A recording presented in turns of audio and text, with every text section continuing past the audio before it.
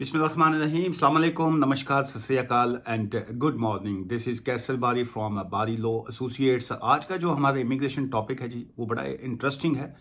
और specially human rights के हवाले से जो है वो शायद इस हवाले से भी बड़ा इंटरेस्टिंग होगा कि मोस्टली जो लोग असाइलम केसेस में या ह्यूमन राइट्स के केसेस जो होते हैं यूके में खासकर जो फाइल करते हैं, उसमें ज़्यादातर जो है आर्टिकल 8 जो होता है, right to private family life का जो होता है, या आर्टिकल 3 जो होता है, आर्टिकल 3 जिसको कहा जाता है कि टॉर्चर का खौफ जो होता है कि जी कि मैं अपने बैक होम कंट्री नहीं जा सकता चूँकि मुझे डर है कि मुझे टॉर्चर किया जाएगा। सो मोस्टली जो है ये 2-3 आर्टिकल्स जो होते हैं, ये ज़्यादातर जो है ह्यूमन राइट्स एप्लीकेशन में इस्तेमाल में आते हैं। लेकिन एक बड़ा एक इम्पोर्टेंट एक आर्टिकल है जिसको आर्टिकल 6 जो है वो कहा जाता है, protect your rights to fair trial जो है। इसके हवाले से मैं चाह रहा था कि मैं आपको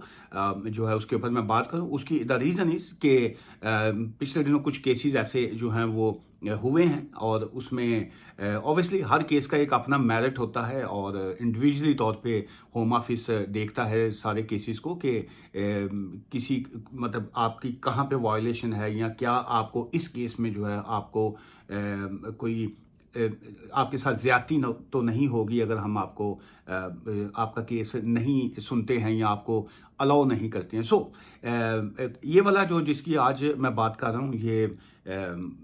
मेरे लिए शायद एक न्यू एक्सपीरियंस भी था जिसको मैंने किया और सो फार जो है इसमें काफ़ी पॉजिटिव जो है वो इसमें रिस्पांस आया है, तो उसकी वजह से मैंने फिर डिसाइड किया कि ये वाला टॉपिक जो है मैं आपके साथ जो है वो शेयर करूं। चलिए, इसको सादा ज़ुबान में आपको सिंपल वर्ड्स में समझाने के लिए इसकी मैं एक आपको एग्जांपल देता हूँ जी कि लेट्स से मैं एक जर्नलिस्ट हूँ, मैं मीडिया में काम करता हूँ या मैं लिखता हूँ, मैं लिखारी हूँ या मैं सोशल मीडिया पे मैं काम करता हूँ या मैं राइटर हूँ या मैं वकील हूँ या मैं डॉक्टर हूँ या मेरा किसी पॉलिटिकल पार्टी से ताल्लुक़ है, पॉलिटिकल वर्कर हूँ मैं, या मेरा किसी रिलीजियस पार्टी से ताल्लुक़ है या मेरा किसी ऐसे किसी ग्रुप से ताल्लुक़ है। कोई भी ग्रुप आपका हो सकता है, चाहे वो एलजीबीटी के हवाले से हो या जो भी हो, जैसे भी हो। अब इस तरह के सीन में जो दूसरी पार्टी ने मेरे ऊपर जो है पुलिस केस अगर दर्ज कर दिए, जिसको एफआईआर फर्स्ट इंफॉर्मेशन रिपोर्ट भी कहा जाता है, या हर कंट्री का एक अपना एक क्राइटेरिया आ जाता है क्रिमिनल लॉ में। सो जो है पुलिस केस दर्ज हो गया। अब उसके बाद जो है एक कोर्ट में केस चला। जब कोर्ट में केस चला तो वहाँ पे मेरे साथ जो है वो ज्यादती हुई। ज्यादती ये हुई कि कोर्ट की तरफ से मुझे फेयर ट्रायल का मौका नहीं दिया गया, चूंकि दूसरी पार्टी का प्रेशर बहुत ज़्यादा था। दूसरी पार्टी पॉलिटिकल पार्टी के हवाले से बड़ी स्ट्रॉन्ग पार्टी थी और उनका सरकारी वकीलों से, जजेस के साथ, पुलिस के साथ कोई जो भी उनकी अपनी डील्स थी, तो उसकी वजह से मुझे फेयर ट्रायल मेरा नहीं हुआ, मुझे इंसाफ नहीं मिल पाया जो मुझे मिलना चाहिए था। फिर उसके बाद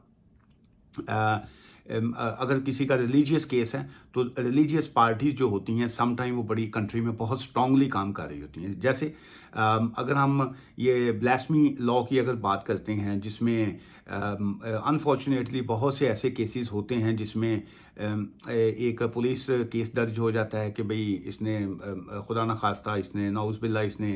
कुरान पाक की बेहुरमती की है, या इसने मज़हब के ख़िलाफ़ जो है वो फजूल बातें की हैं, या इसने मस्जिद में या किसी तरफ जो है वो जलाने की कोशिश की है, या कोई इस किस्म के जो वाक़यात होते हैं। सो उसमें मोस्ट केसेस में जो है रिलीजियस पार्टीज़ जो होती हैं वो बड़ी स्ट्रॉन्ग होती हैं और उसमें बहुत अगर तो मीडिया में केस आ गया, अगर तो सोशल मीडिया में केस आ गया, जैसे पिछले दिनों बहुत से केसेस हुए थे, जैसे आसिया बीबी का केस था और इस किस्म के और भी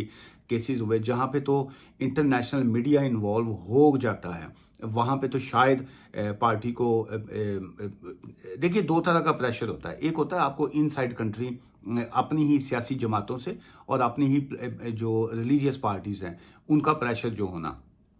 और सेकंड ये होता है कि आपको एक इंटरनेशनल भी आपके ऊपर प्रेशर होता है कि जी कि क्या अब इंटरनेशनल मीडिया जो है वो भी आपको देख रहा है, तो क्या जजेस जो हैं उनको जो है वो इंसाफ शायद इस सेंस में भी देना पड़ता है कि बाज़ का इंटरनेशनल ताकतें जो होती हैं वो देख रही होती हैं। अगर हम इसकी एक और मैं एग्जांपल दूं तो उसमें जैसे ये जो पंजाब के साबिक गवर्नर जो थे, उनका मर्डर हुआ तो उसको जो चूंकि आज का मेरा प्रोग्राम पॉलिटिकल है नहीं, सो मैं इसलिए मैं बड़े वर्डिंग जो है वह बड़ी सोच समझ के बोलना चाह रहा हूँ ताकि कहीं पे कोई भी पॉलिटिकल पार्टी या कोई रिलीजियस बंदा जो है इसकी पकड़ ना करे। मैं चूंकि वकील हूँ तो मैं लॉ की ही सिर्फ बात करता हूँ, इसलिए मेरा किसी पॉलिटिकल पार्टी से या किसी रिलीजियस पार्टी से कोई ताल्लुक नहीं है। सो अब उसमें जो मर्डर हो गया उनका, गवर्नर साहब का, तो जब उसके बाद जो उनका कातिल था उसको जो था इंटरनेशनल मीडिया जो था वो बहुत स्ट्रांगली वॉच कर रहा था। तो उसमें यह है कि उसको भी सजाए मौत दी गई। वो बात की बात है कि वो उनका जो था वो उनको शहीद का वर्ड दे दिया गया और इस किस्म की जो बाकी चीज़ें हैं, सो दैट्स समथिंग डिफरेंट। लेकिन अब उस केस में जो था इंसाफ जो है वो होता दिखाई भी दिया और इंसाफ हुआ भी। आसिया बीबी के केस की अगर हम बात करें तो उसमें भी ऐसे ही है। वो ऑल दो बहुत सी पार्टीज और जो एनजीओज थी उन्होंने कहा कि जी कि सिर्फ उसने क्रिश्चियनिटी की बेस के ऊपर जो था वो स्टेटस लेने के लिए जो था उसने सारा किया। So that's something different. लेकिन अब बात ये हो रही है कि आर्टिकल 8 जो है, right to fair trial and a public hearing जो है, सो हर शख्स का ये बुनियादी राइट है कि उसको उसके साथ जो है वो उसको इंसाफ जो है वो मिले। सो यूके का जो ह्यूमन राइट्स लॉ है या जो जिनेवा कन्वेंशन 1951 है उसमें भी हर तरफ यही आता है कि जो इंसान के बेसिक राइट्स हैं जो उसकी उसमें से जो है आर्टिकल 6 जो है वो बड़ा इंपॉर्टेंट है। सो उसमें लाइनें जो लिखी गई हैं वो मैं आपके लिए पढ़ना चाहूँगा। Article 6 of the human rights act protect over rights to a fair trial. के ट्रायल हो, आपका केस चले, आप अब चूंकि आपके ऊपर इल्ज़ाम है, आपके ऊपर मुकदमा दर्ज जो हो गया, लेकिन अब यह है कि वहाँ पे जजेस जो हैं वो किसी के प्रेशर में आके आपके हक में या आपके खिलाफ फैसला ना करें। वहाँ पे आपको इंसाफ मिलना चाहिए। So protect over rights for a fair trial and is a fundamental to the rule of law and democracy. ये रूल ऑफ लॉ के हवाले से भी और एक मुल्क में जमहूरियत को, डेमोक्रेसी को ज़िंदा रखने के लिए भी फेयर ट्रायल जो होता है वो बड़ा इंपॉर्टेंट होता है। इट्स मीन, ये जो आगे की लाइन है ये बड़ी इंपॉर्टेंट है जी। Its means court cases must be heard in a public by an independent and impartial जजेस जो हैं in a reasonable amount of time. So इसमें 3 चीज़ें जो है वो लॉ में जो है वो मेंशन इसका हुआ है। नंबर 1 तो ये है कि जो इस तरह की जो हियरिंग है वो बंद कमरों में नहीं होनी चाहिए, वो किसी ऐसी जगह पे नहीं होनी चाहिए जहाँ पे आप किसी के अंडर प्रेशर में हो के तो फिर वो आप केस चलाएं। ओपन पब्लिक हियरिंग का मतलब ये है कि जिस पे इल्ज़ाम है, जो मुल्ज़म है, जो अक्यूज्ड है, वो आज़ादाना तरीके से जो है वो कोर्ट में पेश हो और वहाँ पे मीडिया भी आज़ाद हो और वहाँ पे आप कोर्ट रूम में बैठे हुए आम आदमी जो है वो भी जाके आपका केस मुकदमा जो है वो भी सुन सके कि इसमें चल क्या रहा है। सो पाकिस्तान में ज्यूरी सिस्टम तो है नहीं, लेकिन ये है कि